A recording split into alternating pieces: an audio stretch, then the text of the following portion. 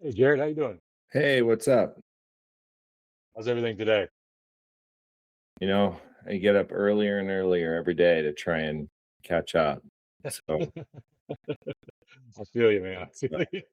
yeah, some days it's 5 a.m.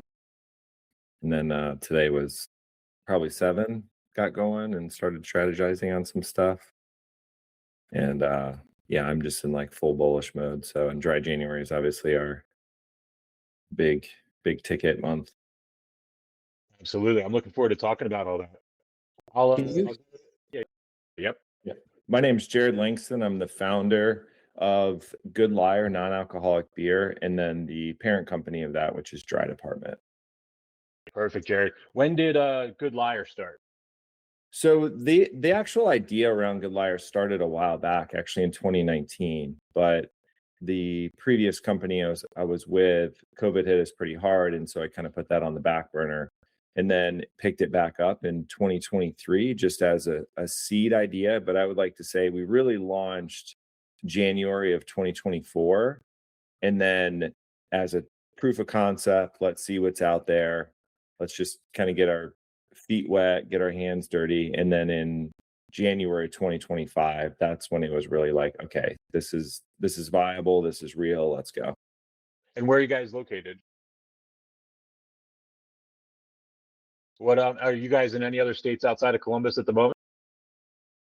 We're in Ohio specifically right now with distribution, and we can ship e-commerce to, the majority of the United States. There's a couple states that don't allow you to ship non-alcoholic beer. It's just an old school law, but full state Ohio distribution. So we're everywhere from Cleveland to Cincy to Dayton, Toledo, Columbus. But we really have a big foothold in Columbus, and we're moving through the rest of the state.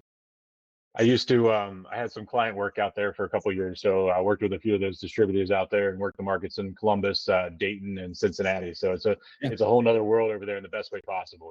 hmm Yeah, absolutely. It's kind of a sleeper state. Yeah. Yep. When you have three big cities all within a morning drive of each other. And so you can, from Columbus, which because it's centrally located, you can hit Cleveland in 2 hours, 2.5 hours, and then Cincinnati an hour, hour and a half. And so it makes it pretty easy to navigate those other cities, but they each have their own little pockets. And Yeah. it's very spread out. Are you guys producing in house or are you guys co-packing? So it's not necessarily co-packing, Okay. but we have a big brewing partner that is involved in the business as well. And so we don't necessarily co-pack, but we work with Deschutes Brewery. Oh, nice. Yeah, And so I represented them years ago and brought them into Pennsylvania. yeah, awesome. Yeah, Yeah, I know those guys. I know abs- absolutely stellar company. I love their quality control, their product, and then more importantly, they make absolutely stellar non-alcoholic beer. I mean, it's world-class product, and so that was something we were really, really bullish on, me specifically, that the liquid was good. Because I went through 4 or 5 different types of technologies to land on what we have now, was trying everything, and to me, it just didn't taste good. And I think part of that was I don't come from the beverage industry, and so I'm a brand creative guy, and I've spent 20 years in 10 years building brands for other people, and then spent 10 years building up a brand internally. And so I just didn't want to settle.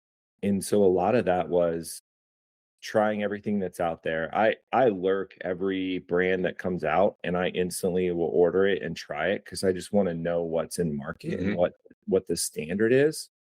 And so the more you can know the nuances, I think it helps you make a better decision on growth for your company just based on the liquid. Because non-alcoholic specifically, since there's air quotes no functional benefit of it, there's psychological, there's taste, but you're not getting drunk, you're not getting high, you're not having adaptogens in it. And so the taste has to be on point. You cannot come out with a product that's a non-alcoholic version of something and not have it taste absolutely stellar. So I would say if there's one thing that I'm sensitive to the business about, it is the flavor profile. people can knock on the branding, they can knock on social media, they can, any other thing. The one thing that I always want to make sure that our customers know is that the product is fantastic. And so we put a lot of time and pride into that to always make sure that that liquid hits every single time, because a lot of people pour it in a glass, whatever. And so in the end, it's a consumable. And so it has to be very, very good. And I'll actually raise that to two other levels. Is in 2019 when I started interviewing non-alcoholic beer companies, it was because after spending so long in the industry, I was trying to get sober. And spending so many years in the alcohol industry, I was like, it was a part of me. You know what I mean? Like it was a part of me Mhm. when I was out. Everything was in my hands, all that stuff. And so, but that was the number one problem. And it wasn't me. Like as far as this, I was like, I just need the tool. I just need that tool to like give me something out when I'm out and at parties, because it was like that was the problem in the social settings. But those flavor profiles were all horrible at that time. And it really makes me excited to hear somebody talk about it, how important it is, because I think that was the intent in the beginning, but also I think a lot of people were pushing things out just because there was a good little bit of buzz there for a little bit, pun Yeah. intended, and then it kind of popped up a little bit, and now it's in a whole nother level. But at that beginning part, that was tough, and only having O'Doul's to try to quit drinking and stuff like that wasn't really working. Yeah. That's like, yeah, those are a little rough for me personally, but I know some people still like to drink those Yeah. just because of probably the nostalgia feeling of it, that's what they've always had. And that is one thing that we get a lot of people to switch over to Good Liar just because of the flavor. Yeah. I mean, when we'll see people try it and their eyes open up and their ears perk up and they're like, "Oh my God, this is non-alcoholic. I can't believe it." Yeah. And there's still so much potential growth because there's still people that think non-alcoholic beer tastes bad. Hmm. And I think Athletic did an amazing job of paving the yellow brick road for everybody to kind of open up the industry. And so I think that it's actually very welcoming to have more brands. I'm really, really competitive, and but I do think having other good quality brands shows that it's a viable industry. And if you come out and there's really awful brands or people have a bad taste in their mouth, literally from a certain brand, they're going to get turned off by that particular type of product. And so I think having more quality brands is actually great. There's definitely some brands that have come out that are doing it the right way, and then you're going to have a bunch that are trying to catch the tail end of it. And I think that over the next couple years, 2 years, 18 months, you're going to see a lot of brands drop because they're either over indexed or they're trying to go too wide. And so our particular playbook, we have one SKU, and that's been the play for until we hit a certain velocity. I gotta say that's the way to do this. Yeah, single SKU, single state, and just get as much velocity as possible. And right now we have the highest velocity in a six pack in grocery, and by a large margin. It's not even close to the velocity that we're moving. And I mean, we'll be in a third of the locations as say a brand right next to us in sales dollars, and we're beating them in sales. And so for us, we went too wide too quick early on because we just were like, oh, if we get this many accounts and each one of them orders X amount of cases, again, I didn't come from this industry, so everything's been a learning curve. Don't stress Yeah. about that, because we all try it. Sometimes it does work. You know what I mean? Like sometimes you hit lightning in a bottle and it works. Yeah. So you have to try it sometimes. Yeah, it definitely, yeah, it could. It kind of bit us in the butt a little bit. It's either Yeah. way. It's like, all right, do we need to be in the drive-through that's 45 minutes outside of the city that has two non-alcoholic beers that are on the bottom shelf collecting dust? Yeah, probably not. Or those bars that don't even put you on the menu because they just put a can up above their bar. So we were figuring out who our customer is. It's a little bit different than what it was who we thought it was early on. And so we've been pivoting that. And I think I keep a very open mind to data and what is working. And it's just keep trying things instead of saying, no, this is who we are and being very stubborn about it and not able to pivot. So we pivot very quickly. We're a small team, and we'll see some data come in and we're like, nope, let's change it. And so even early on, I was like, we're not going to do any tastings in store. We're going to be a digital first. We're going to own the whole digital landscape, if you will. I flipped that so quick because as soon as we start getting this liquid is so good that as soon as we start getting that to people's hands, it was a game changer. And so our table setup is super rad. It's not just a black tablecloth with a couple plants on it and it says, and like you put the can out. Like we have a whole thing because of the customer experience. And Giant Eagle has been a great partner for us so far. They love the product, and I mean, this 2 weeks ago, a single store ordered about 90 cases and gave us a display, and that was just because of the amount of product that we're moving in that particular location. And they love it. They love our energy, and so we're going to support them any way possible because it does work, and we have a really great brand story. We've taken no funding.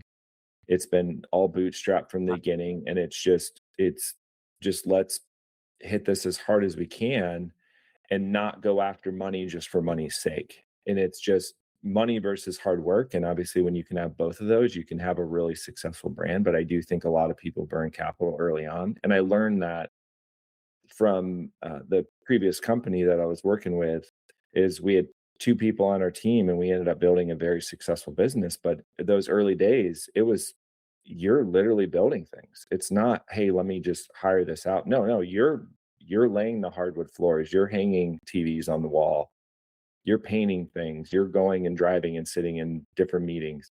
And that's how you just learn things and kind of break through. I think the way I like to think about it is if you had 10 glass sliding doors in front of you and you had to get through every single one, I'm going to run through those as fast as I can and be cut up, bruised, scarred, blood dripping off my face, but I'm going to be through the door. And then by the time I get to the eighth or ninth door, I'm going to know how to open it versus standing in front of the first door for 6 months trying to figure out how to open it perfect. And so the very early stages of this brand, and even still now, there's very, very raw parts of the brand. And it was done intentionally because I just wanted to get it out, get it to market and see what's working, what's not working, change the packaging, change the can, change the voice. And no one knows who you are in those early stages. I mean, unless you go and raise a ton of money and you come at this thing with a bazooka or hit lightning out of a bottle, as you said, no one knows who you are. So right now is the time to fail. Fail quick, fail faster, fail more, because it'll help you navigate. The worst thing you can do is sit and not make a decision.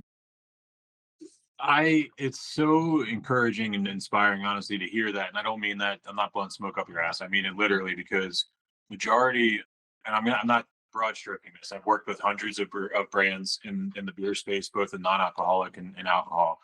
And majority of the time, it's the problem is transcending from taproom sales to wholesale sales. And it's everything you just said that you analyze that a lot of times get forgotten because when you're working in the tap room, you have constantly people coming in that are coming for your product, and it messes up your psychology because you think everything's great and everything's wonderful. And then when things flop in retail, you blame the retailer as opposed to analyzing what it was that didn't work on the shelf, but not your strategy. And I really appreciate that because it's a hard transition when I work with brands to moving from tap room sales to wholesale sales and understanding things will constantly be changing and fluid and you have to situationally manage and pivot quickly because I really it's encouraging to hear what you just said because there's a point when you start to get nervous about the industry when people dig their heels in like you said and they're like this is who we are and it's like what mountain do you really want to die on when everything's telling you the opposite sometimes. Yeah, I totally agree with that. And part of that probably is just because I've had a different perspective is I'm Mhm. not from the industry. And I understand that your version 1 is not going to be your version 20. And when you're early on, you think everybody's looking at things. And and it's like social media and people kind of get too precious. And I even do sometimes. I mean, I even call myself, I'm like, why am I being precious about this? Because if it fails, no one sees it. So what's the problem? So if it sucks and you post something and it gets 1,000 views, who cares? It's kind of a win-win. It lets you kind of play around and and then you have something that's great and it pops off, then everybody sees it. So who doesn't matter. No, that's a funny point about the way the algorithm works today. You're right. I didn't ever thought about it that way. Like if you do put out something that does, the algorithm's not going to push it out at you. Not. You only see the good stuff. And that's what they want because they want users to engage and you have to put out quality content. And so the days of let me just take a picture of my sandwich and post it and it gets 200,000 views are over. I mean, Yeah. unless you're a celebrity or have a hardcore following that are going to engage no matter what you post, it's the users are starting to, there's so many other platforms. You have TikTok, there's Instagram, Facebook, YouTube. There's so much competition now that you have to put out quality content and they're going to reward you to stay on the platform longer. But yeah, I think with the brand just as a whole, it's don't be precious about it and be willing to change and adjust. Yes, have your North Star, right? You can't not have that North Star because then you're going to get lost as you start to go. But I like to say I will always ask dumb questions in a way. I mean, they say there's no dumb questions, but there's absolutely dumb questions. But I don't mind asking elementary questions because I just want to know. It's just, I would rather just ask the question so I can understand, so I don't make a simple mistake that somebody else, in this industry, as I getting into this industry, the first 6 months, I swear, it was me just learning all the acronyms. I'm like, what does that mean? Getting into this, I didn't even know a case meant 24 cans. I'm like, no, a case is just a 6-pack. Like that's how far disconnected I was from this. I built bars and these big, huge bars and entertainment concepts for 10 years, but it's just like, now you're on the other side of the table. And it was just really interesting just trying to learn, like, what does that mean? And now it's like, now with ChatGPT, it makes it a little easier because if you're in a meeting or something, you're like, what does this mean? And you just type it real quick and it'll just kick you out. Okay, I got it, done. Bang, I move on. used to have a new supplier form. It was not form. It was a handbook. It was about 15 or 17 pages, depending upon what it was, which category it was. And it was that. It was all the glossary terms, and it was like literally, it was like opening up a dictionary. And then it went through all the things of like what's FOB, what's land, and what's LTL, what's this, what's small parcel, every single thing you could possibly imagine.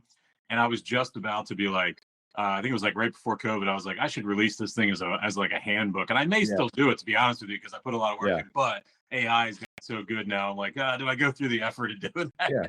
Like, our book's dead? I don't know. I hope not.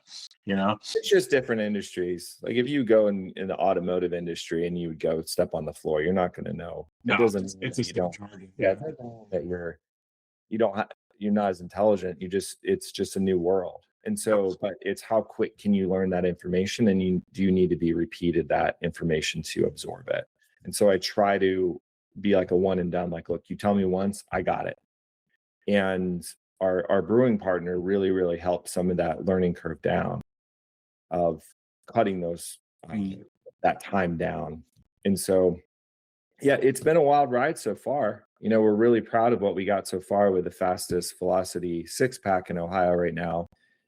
As we grow and as we add more locations, we're trying to keep that velocity up. So we're being very, very intentional to tell our brand story and create super fans. That's what we're trying to do.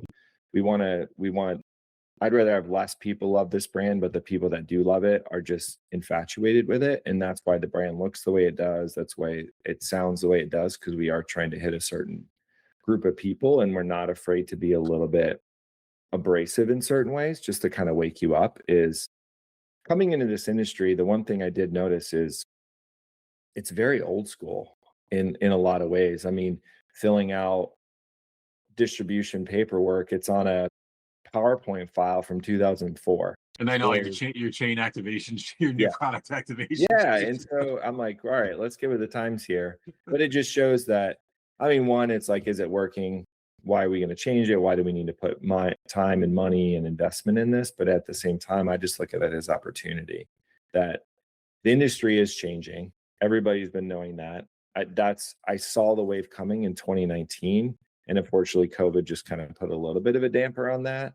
But in 2023, kind of put all my ideas up on a board. I have every day I come up with a new concept, I swear, and I just write it down and put it on a notebook and put that away in the filing cabinet.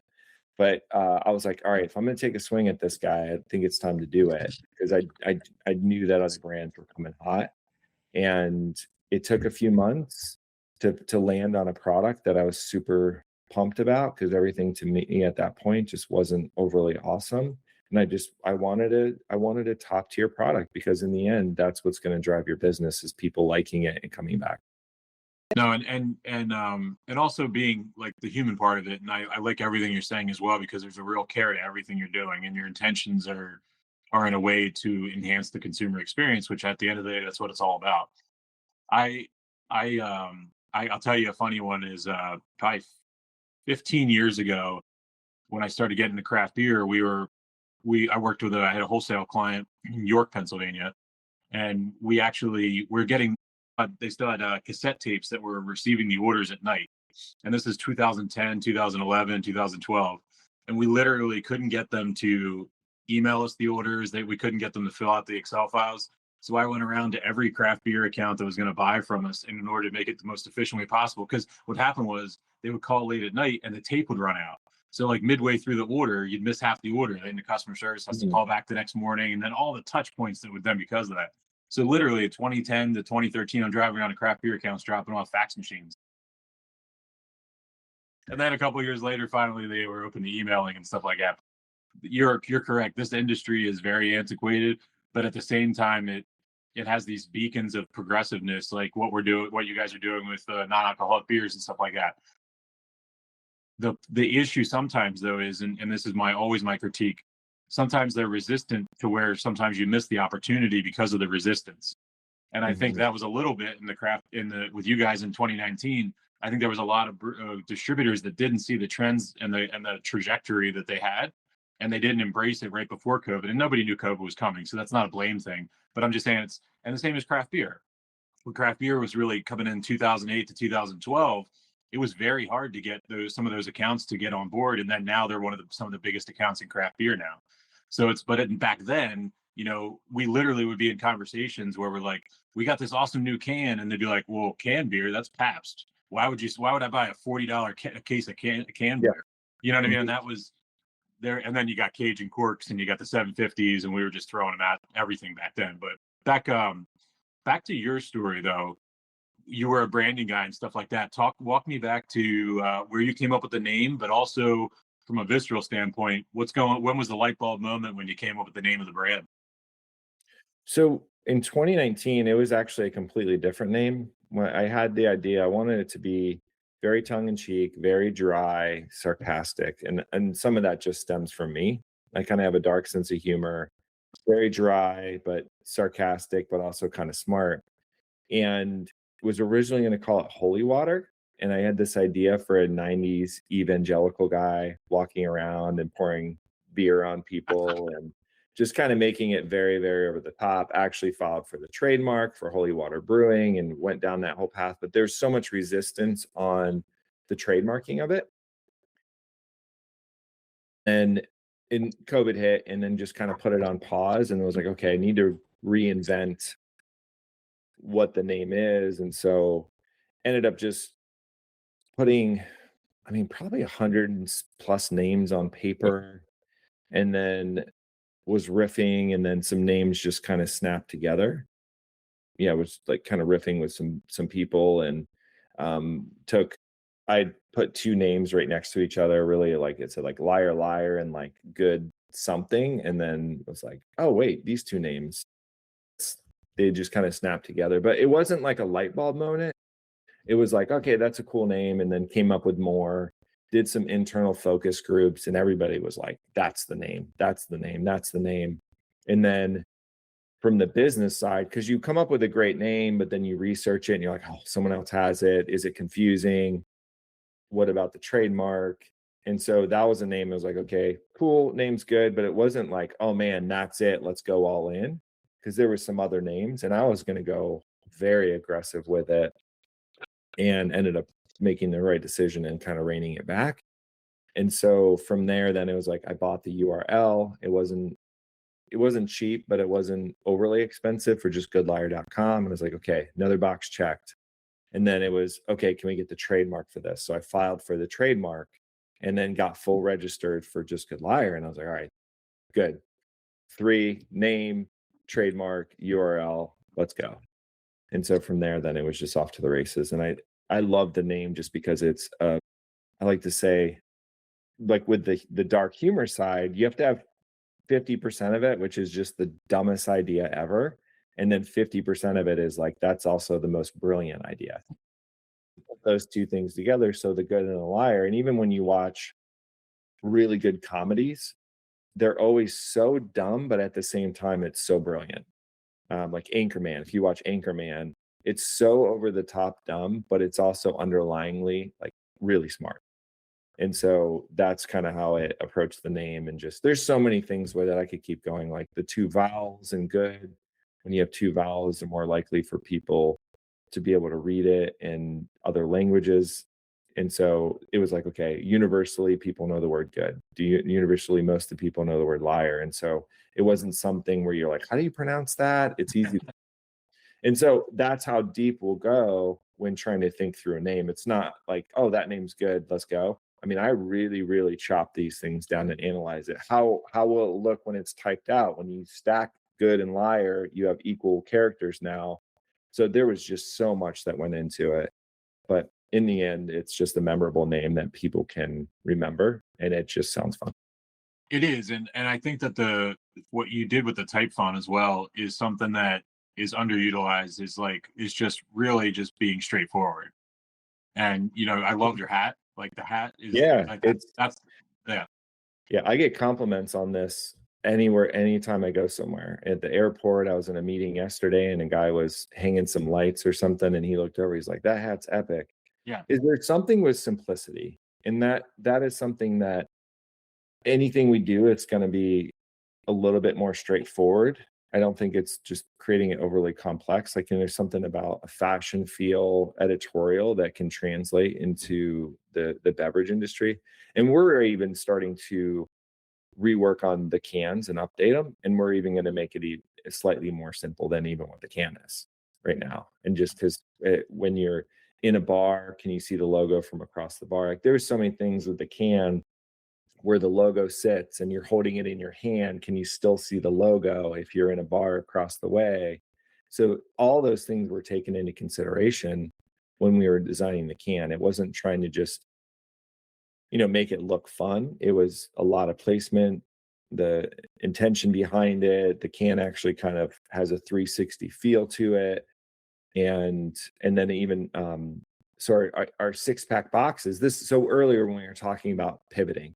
So we came out with our first box and it was black and it was very rock and roll and had pictures of lifestyle photos all over it. And it was super cool, like holding the box when you held it and you were able to look at it 360 of like the sides and the top and kind of digest it.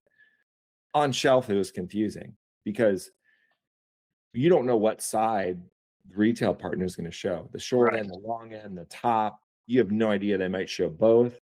And so that was a little bit of a miss for us because e-commerce or holding it in person, it was like the coolest rock and roll box ever. Clarity on the shelf, because we literally on the side of the box, it said this box contains good liar beer. And that was it, like right on the side. And we're like, oh, super fun. And it's like, people aren't going to read that much. They Yeah. need 1 second, see it, the clarity. And so we took a completely 180 look take to it. And it was like, how simple can we make this box? How over the top simple when you're coming through and you're just scanning. So it's literally an all white box and it says Good Liar as big as possible on the top of the front facing side. And then the can is just all over it. I have it up on the screen right now, which is why my Yeah. eyes went away for a second. And I got to say, there's two things about it. Well, number one, I love the give a sip. And Yeah. I'm going to connect with you on that because I had a t-shirt business years ago, and we would give it for every t-shirt we sold, we gave a t-shirt to a local shelter, and our phrase was, "We give a shirt." Okay. Yeah. Yeah. And the other piece is, you nailed it though. You have the rock and roll edge, but then you have the minimalism that you can stand out in a sea of color and brands on the shelf. And I always envision, the first thing in my mind was, it reminds me of like the rock and roll, like heavy metal guys that don't have tattoos. Yeah. Yeah. That's actually a great way to put it. I really like that, because when we started, it was like, okay, let's have hand tattoos, let's go this tattoo route. And then as we start to evolve, I'm like, I don't want to do that. I want this to be something that still feels a little edgy, but also feels like you could have it at dinner or have it at a nicer restaurant, and it doesn't feel like you have to drink it in a dive bar. So that's kind of where we're evolving the brand slightly. We're getting away from that cliche tattoos and hand tattoos, and this is tough now because this guy's got knuckle tattoos or whatever. And we want to make it feel a little sexier but still have an edge to it, because we're learning who our customer is. And when we started this, we're like, oh, our customer is going to be 21 to 28. No, that's not who it ended up being. It ended up skewing like more 25 to 45 or even 50. And we've even had 70-year-olds come in and buy this. And it's their favorite NA beer, just because the flavor is so damn good that people just will come back. And a lot of people don't care what the box looks like. If it's a good product, it doesn't matter. Like when, and even like social media and stuff, I think it's a great tool. But how many times you go in the grocery store and you've never even heard of, like, you go and buy like a, taco shells, you're not like, let me check out their social media. You're like, no, these things are delicious. I know what the package looks like. It's easy for me to grab, and I'm on my way. And that's just a kind of a surface level, because we do want to create those super fans, and we are working on some amazing social content, but it's not about pushing the product.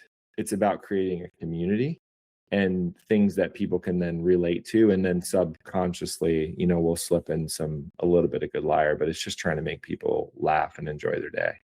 No, you guys are nailing it. When you look at all your marketing stuff and everything like that, I think you're speaking very humbly, but you're doing everything in action that you're saying right now. You can see the transition of the marketing, you can see everything there. And then even just hopping on the website, the initial flash media that comes through, you're thinking you're at a rock show and a concert, and then you're in a back patio dripping in the pool. It's like, that's the greatest thing about it, is because you can be both. Like there's nothing wrong with having a duality in your brand.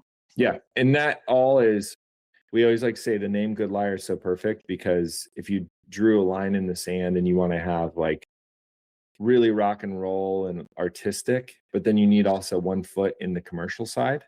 And so that's really where we try to see this brand, is we are trying to have both of those. And there's definitely some brands that are out there doing it very well, but we try to not make it feel like a big brand, but at the same time, you can't go so niche down that it's off-putting or people don't get it. And I'm the worst at that, because I love inside jokes. I love stuff that goes over people's heads, but it's not how you can relate to them and sell product. Is people want to know that they're part of the inside joke and they get it. Yeah. And so we keep simplifying our messaging.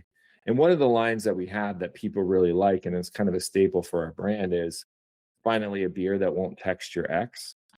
It's such a good feeling around this brand, because you're like, wait, what? And then it's not so insane that you don't get it. You kind of laugh at it initially and you're like, yeah, that's dumb. And then when you think about it, you're like, wait, that is so smart, because, oh, I'm not going to get drunk and text my ex at 3 a.m. because I had too many beers. Like, oh, what are you doing? And so it's relatable. So we're trying to lean into that more. And we're also just trying to lean into just everyday life. I think there's just been a little bit too much of, let's go skateboarding, let's go ski down a mountain, let's go like that Red Bull extreme sports. And so it's like, look, you might just be chilling in your patio, drinking some beers or vacuuming your floor and that's the majority of people, especially, coming from the Midwest. I I travel a lot, so I understand the culture, different cultures throughout the United States, but East Coast and West Coast are very different than the middle United States. And so to relate to people, you have to talk to them in a different way. It's not, hey, let me go race down this big hill on a skateboard. That's just doesn't relate to people. And so we really try and say, like, look, this is beer for everyday life. This is bringing out the raw moments.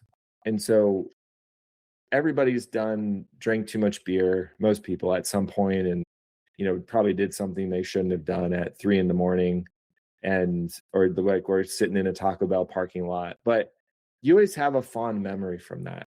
And you always have, I met one of my good friends because we drank too much and we snuck into a house that we shouldn't have when we were 22 years old, and like had a great time.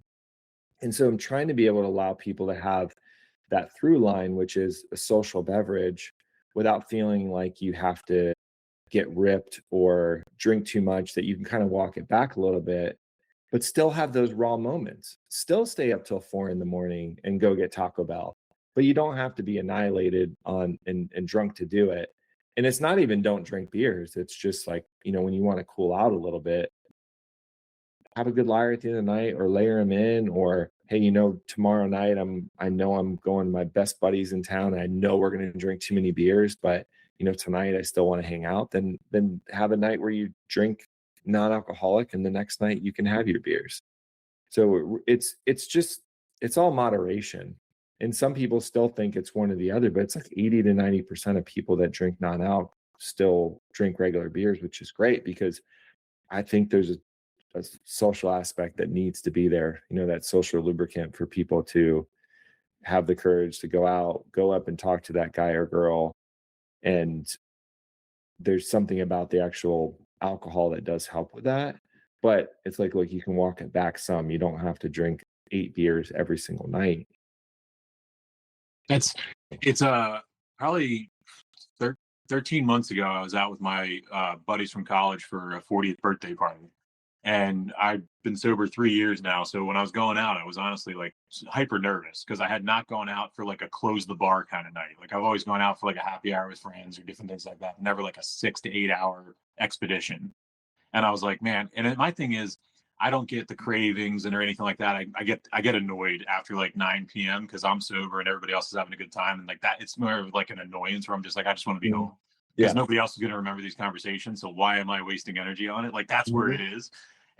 But what happened was we went out in Philadelphia, and I'll give credit to Athletic because they were the only beer available. But Philadelphia now is starting to incorporate those types of menus. And I was able to buy Athletics throughout the course of the night.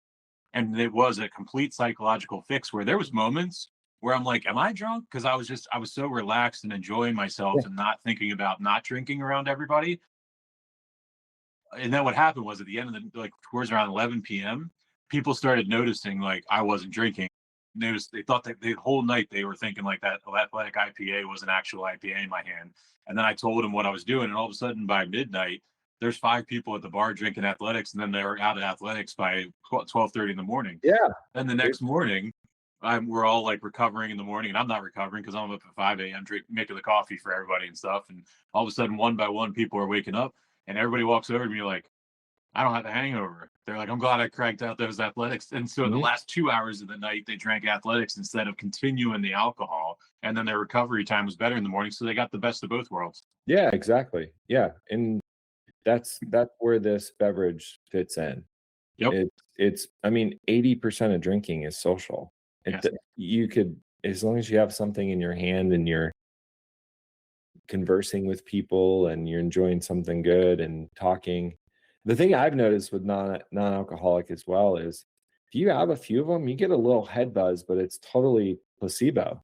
It's just it's all placebo, but it does happen. It does happen. And so it's kind of cool that you can feel like you got a little buzz, but it's all fake. Yeah. So I was talking to a lady last night. We were at an event, and she's like, no, I've had these and I feel I feel like I get drunk on them. And I'm like, no, it's like, it's all placebo. I promise. It's like traces of alcohol. in minute traces of alcohol. When I had a therapist when I was going through therapy that was also a recovering alcoholic, and he explained it to me the best way possible.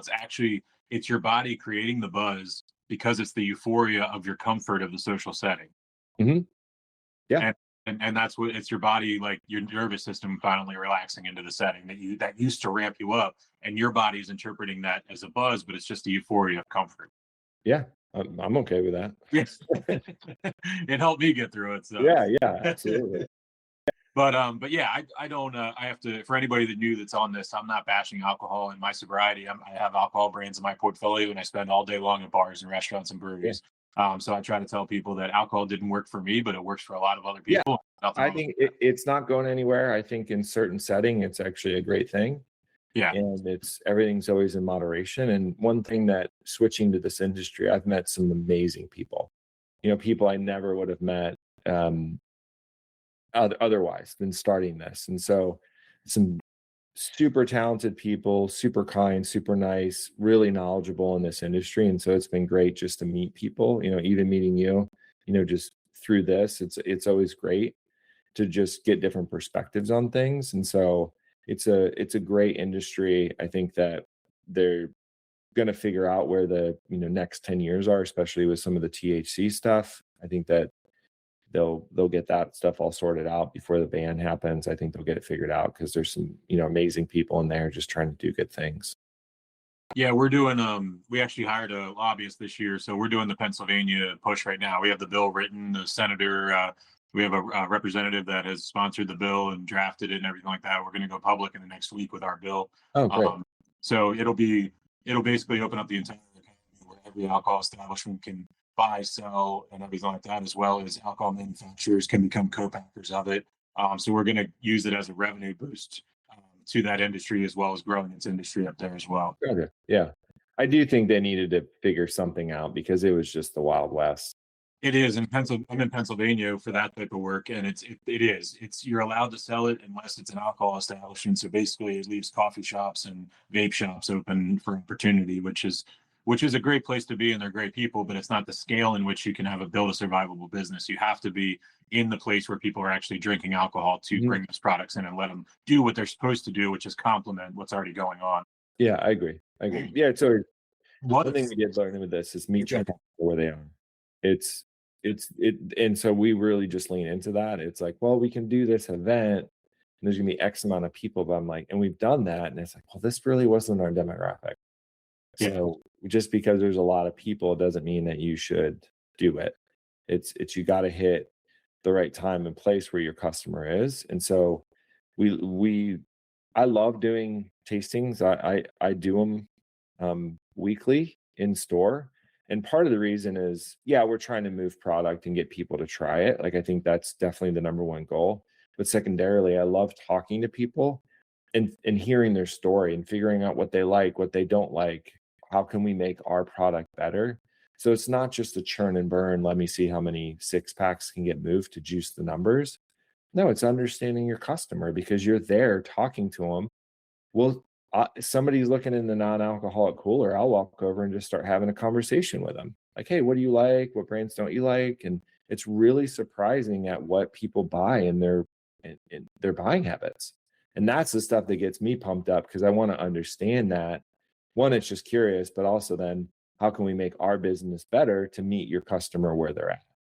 And if you just say, well, this is who we are and our customers are going to meet you, you're going to have an uphill battle. You need to always understand what your customer's liking because 2 years from now it can completely be a different thing.